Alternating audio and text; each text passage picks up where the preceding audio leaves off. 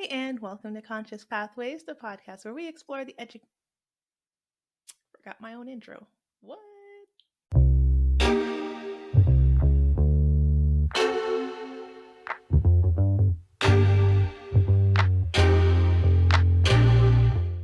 Hi, welcome to Conscious Pathways, the podcast where we explore the intersection of education and social justice through transformative conversations.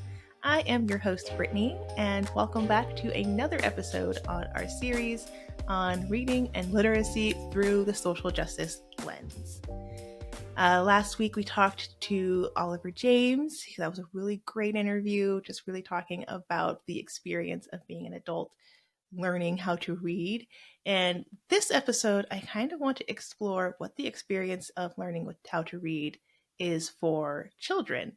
Like I mentioned before, oftentimes we think about learning to read, and the image in our head we have is children. And there's been a lot of shifts and changes in how we teach reading. So today I just want to do a bit more of a deep dive on how do we teach reading from a systemic level, and what is the history of teaching to read? What does that look like within the scope of the United States? And then I want to investigate a little bit about the developmentally appropriate practices in reading, and kind of just explore what can we do moving forward to just ensure that the outcomes are better for students, long-term effects of that as well. One of my earliest memories in school was that experience in second grade. I just was really struggling this concept of reading for a number of different reasons. And I remember being in the room during parent teacher conferences, and my mom was a single mother, so we had to be there. I know best practices now are, you don't want the child in the room while you're talking about them in that way, but I had to be there. So I do remember being in the room during this parent teacher conference and hearing the words floating around about how I was daydreaming a lot, and I wasn't seemed to be trying with reading. I wasn't at the same level as my peers with reading. And I think the suggestion was to hold me back in second grade until I got the concept of reading before moving forward. But I don't think my mom was down with that idea. And, I was still, pushed forward to the third grade. And I really consider myself very lucky in that regard, because my third grade teacher was absolutely incredible. She really did a lot to get me up to that point of reading where my peers were. She really helped me find books that I was interested in, really helped me find a love for reading that I just didn't have before. And even today, I am an avid reader. I will find a book and just get really immersed in it. I can read all different kinds of things, from really academic text to just reading for fun, and find enjoyment in both types of those readings. So I'm still a very big avid reader today. And I know that my story is, you know, really lucky, and not a lot of people had that opportunity. And I truly can't imagine where I would be in life if I didn't have just that one teacher who really took the time to work with me as an individual and find ways for me to discover reading and discover my love for reading. And sometimes I think back to that and I think about, you know, there's a lot of reasons why I was struggling to read at that time. I had been to a couple of different schools even before the second grade. So I started school in California, and we went to school in, Maryland, and we finally got to school in Virginia. And so all of those different moves, I went to several different schools even in California before we moved to the East Coast. And thinking about all of those different shifts, all of the different, life things that were going on in my young little life, and all the other concerns that I had. And, it makes sense, hearing that I was daydreaming a lot and looking back on those early years, it makes sense why I was daydreaming a lot. It just makes sense why I just wasn't fully present in school and in class. But also it makes me think about, how are we teaching students to read? And are we doing it in a way that is developmentally appropriate for a majority of students, right? So I want to first kind of pick apart the history of learning to read within the United States, particularly. Before, the kind of 1800s and before that, reading wasn't very common. It wasn't something that people really needed to have a firm grasp on in their everyday life. So it just wasn't something that was really explicitly taught to a majority of people. However, in the 1800s, there started to be this shift in understanding that maybe everyday people do need to have a grasp on reading, and that's going to be really important for their day to day lives. And so we started teaching that in schools. And the kind of inception of teaching students to read, prior to that, children were really just taught to read, the Bible, read and recite the Bible, and that's really all you'll ever really need to read and recite. And then, as time went on, there were some shifts of I think people need to learn how to actually read and how to read other things and not just memorize this one text. And so when we started teaching to read, there was this kind of approach that was very phonics based. And so when I say phonics, that is connecting the letters themselves with the actual sounds. So, if I'm looking at the word cat, I'm going to sound it all out using, the phonics approach. It's k, at, right? So then connecting all those to make that word, right? And so that approach didn't actually have students looking at whole words for the first, part of their reading journey, right? It was just, let's look at letters, what sounds do they make, and then we can kind of talk about how we can conjoin those together. So that through the 1800s, 1700s, and 1800s, that was kind of the primary way that reading was taught in schools. It's a very phonics-based approach. There was a bit of a shift in the 1900s, in the early 1900s, so, up until 1930s, there was kind of this big shift from phonics to this kind of more whole word approach, similar to what we would call today sight words. So looking at the entire word and just kind of memorizing what that would look like. So a teacher might hold up, a picture of a house and have the word house on it, right? Hopefully there would be that connection of there would be an image. Sometimes there wouldn't be, but sometimes you'd have the image of a house and then you'd have the word next to it. And then students were supposed to just memorize what those symbols all together looked like, and that those symbols all together meant the word house. And so there wasn't really ever, in those kind of beginning stages, there wasn't really a emphasis on teaching phonics. It was very, here's the word, learn the word. It was very rote memorization. So I'm just going to memorize these words and, go on from there. And in some cases, phonics would be taught later on. So after you've learned a lot of these words, then you might go back and learn some phonics. But it had shifted from that phonics approach to this whole word approach. So by the 1930s, phonics had pretty much been completely abandoned. It was just, whole word approach, and no one was really doing phonics-based approaches anymore. Up until about the 1970s, when phonics starts making its return back into the reading sphere. When we look at the neuroscience of reading, we look at how the human brain isn't really geared towards written language, right? So the way that we typically learn to communicate is very verbal. Our brains are geared towards that verbal type of communication rather than, reading and writing type of communication. And so that's really important when we start talking about teaching to read. And so phonics, we know from that science, neuroscience of how our brains develop, phonics is going to be the most effective way to teach that. It's going to be connecting what are these words and these symbols look like, what do they mean, how do you say them, and then connecting those to words. So the whole word approach, when we look at the science of it, it was more ineffective to teach it that way than to start with the phonics and then go into how do you say the whole word. So the 1970s, we start seeing a little bit more of a push towards phonics coming back, but it doesn't actually gain in popularity until well into the 2000s, when we have a little bit more research coming out that's, really pointing the finger saying this is not an effective way to teach reading. Using phonics is going to be a more effective way to get students to read. That's kind of a short history of how reading kind of came to be. There's still a lot of back and forth happening with teaching, and we do have the science pretty solid that tells us that it's going to be phonics, but there's this a bit of an implementation gap in between how we're actually teaching the phonics and how we're actually teaching that. So you still see things like sight words in kindergartens today, this very whole word approach. There's not really a uniform way at the moment that reading is being taught to students.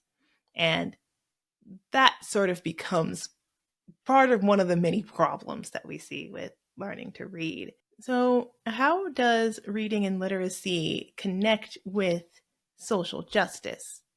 Well, we know that the core pillars and the core ideas of social justice is that people can live lives full of dignity in which they can thrive. And again, that's going to look different for every individual, but that's a general idea, right? If I can condense it into one sentence, that's the general idea of social justice.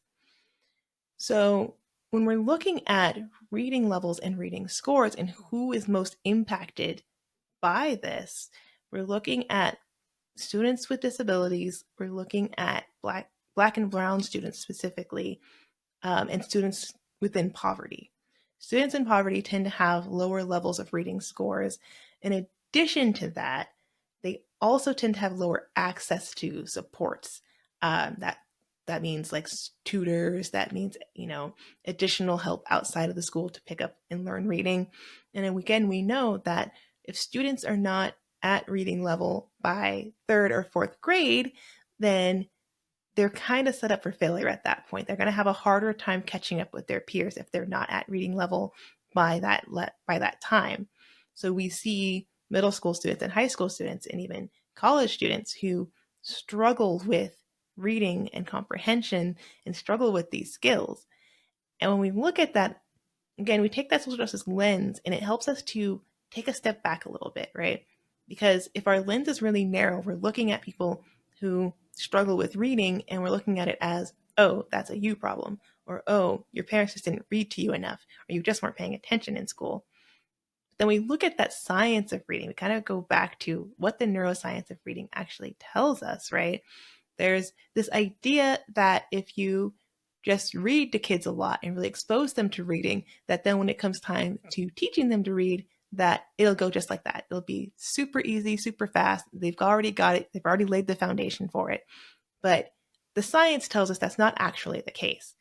Yes, it's still important to read with your child and read to young children and expose them to print concepts. But the purpose of that is not so that they will then know how to read because of it. The purpose of that is to have exposure to print concepts, to talk about narrations and stories and expose them to other stories, to get them excited about reading, because a big component of reading, it's not an easy task. It's not super easy to learn how to read. Again, you're training your brain to do something that it is not really naturally geared to know how to do. So you're training your brain to do a whole completely new series of tasks, right? And that's really difficult, and that's can be really hard for students. Some students pick it up really fast. The data tells us that about 5 to 10% of students will learn how to read without really any very specific instruction, right? And that's a very small percentage of students who will do that, right? Those are those students you might read to a little bit, expose them to print concepts. They're really excited about it. Without really specific instruction, they'll probably pick up learning how to read eventually. About 35% of students will learn how to read regardless of the type of instruction. So whether you're doing specifically whole word or you're doing specifically phonics, 35% of students will learn how to read regardless of how you're teaching them. We know that about 40 to 45% of students will struggle learning how to read without very specific instruction. And that's a big chunk of students. That's almost 50% of the students that without very specific instruction, they're going to struggle with reading. And so this idea, again, that just exposing students to print concepts is enough to get them to learn how to read isn't effective, right? And so looking again at that data and knowing how important it is to learn the letters and how the letters sound and how the letter sounds together is really important, not just as rote memorization that we do, in kindergarten and in sight words and things like that. So it is a social justice issue when we consider that reading levels contribute to massive amounts of inequity, right? Again, if you are functionally illiterate and you have not conquered this idea of reading, and you never caught up to your peers, that's going to really impact your access to healthcare, mental health care, job opportunities. It's going to really impact where you're able to go in life. Are you able to even leave the place in which you were born and grew up? Are you able to explore other places? Are you able to go to college? Are you able to advance in your career? It's really going to impact a lot of these aspects of your life. It's going to impact the family that you have after that as well. And in this disparity that happens between literacy rates, right, and long-term outcomes, when we look at the data of individuals who are incarcerated or have been incarcerated, we do see that they tend to have lower levels of reading and comprehension. So when we're looking at this net social justice component and that just social justice lens, we're looking at why does this happen and what could we be doing to provide people with the necessary tools for them to thrive and be successful in their lives. And this is a multi-tiered issue. So it's not just parenting that is the issue, and it's not just the education system that is the issue, and it's not just policy is the issue. It's everything kind of working in tandem together, right? And that's what we're looking at. That's sort of the issue that we're having here. So how are we teaching students to read in the current climate, right? So we know there's been some back and forth between, the science and exactly how are we teaching students, but what is the standard right now? And so in the United States, we have the Common Core state standards. And so that's been a force to kind of unify states together in how we are teaching reading and other domains within education. And Common Core tends to be a little bit more on the very structured approach to learning literacy. Today, the Common Core state standards have aligned more with the structured alignment of teaching to read. And so that is very systemic and very explicit way of teaching reading. It looks at phonics, which is, of course, those words to sounds, phonemes, which is like distinct units of sound. It looks at comprehension, fluency. There's all these different elements all together make up this structured approach to reading. And that is the kind of direction that the Common Core standards have taken reading. It's can be in some ways told to be kill and drill. So just we're gonna really learn these sounds, and it's very, very structured, very, very explicit. Which we do see from the science of it is a very effective way of teaching. But some have criticized it in that it kind of kills the joy of reading, which is also a very important aspect of that. Another thing that we look at is the developmentally appropriateness of when we're teaching students to read. It's become pretty common that with a lot of the standards and a lot of our expectations on students, the more expectations that we have, so we see that third grade is pretty much become fourth grade. Second grades become third grade. First grades become second grade, and kindergartens become first grade, and preschools now become kindergarten.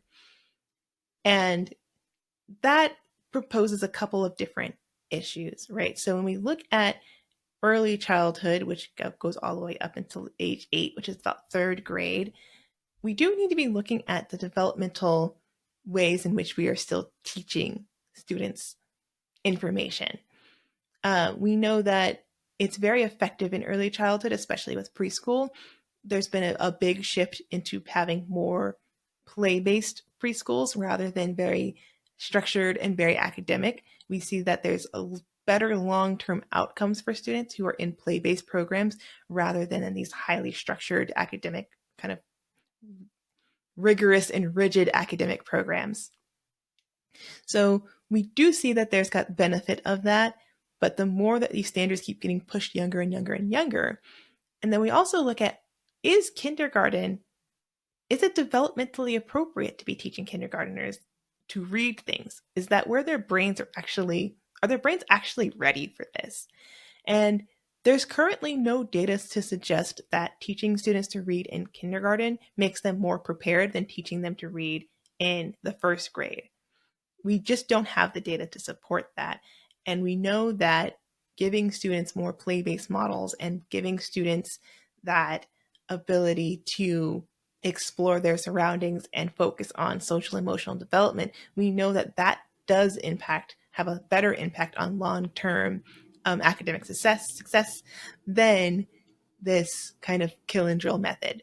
In early childhood, we know that development is not quite super linear and that it doesn't happen the exact same for every student, right? So looking at even something simple like learning to walk. Some kids are going to learn to walk at about 9 months old, and some kids won't learn how to walk until about 15 months old. And in development, that's a completely normal range. You can have two kids coming from the same exact household. One might learn how to walk at 10 months, and one might learn how to walk at 12 or 13 months. And that is completely normal developmental range for those types of things. Similarly, you'll have some students who are ready for reading and reading concepts as early as 3 or 4 years old.